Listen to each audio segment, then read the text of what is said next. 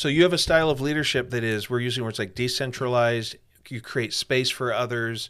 You're not overbearing is the negative side of it, but Sure. you're not, I hear you saying you're not as deeply involved, not providing as much support and reassurance maybe. Yeah.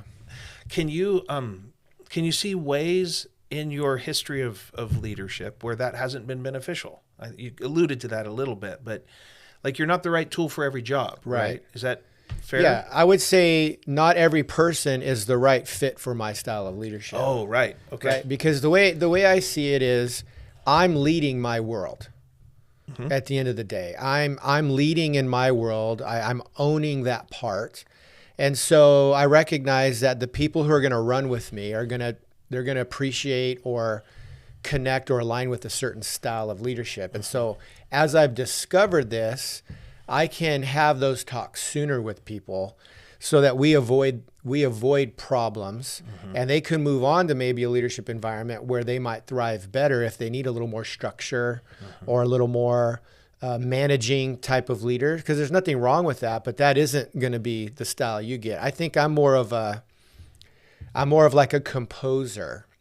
And I could see this playing out in my life in my young leadership, even though I didn't have language for it. Right. You know, I was always about the more people on my team running in parts of leadership, the better the production, the better the presentation, the better the thing we build. Like, I can build this, but we could build this. Yeah. And so I think today that's just, I have better language for it. Yeah.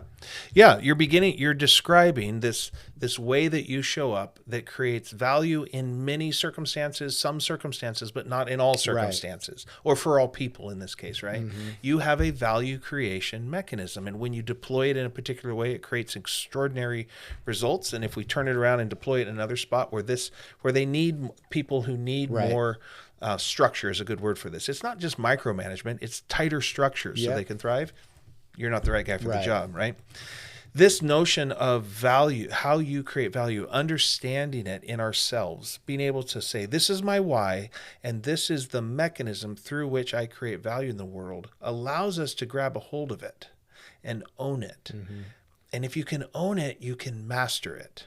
And that's the key that we're looking for here. Right. When we talk about this idea of a value creation mechanism, it's the ability to recognize that there's a way that I do things. It's neither good nor bad. It's got to be conditioned correctly. It has to be in the right place at the right time and the right amount.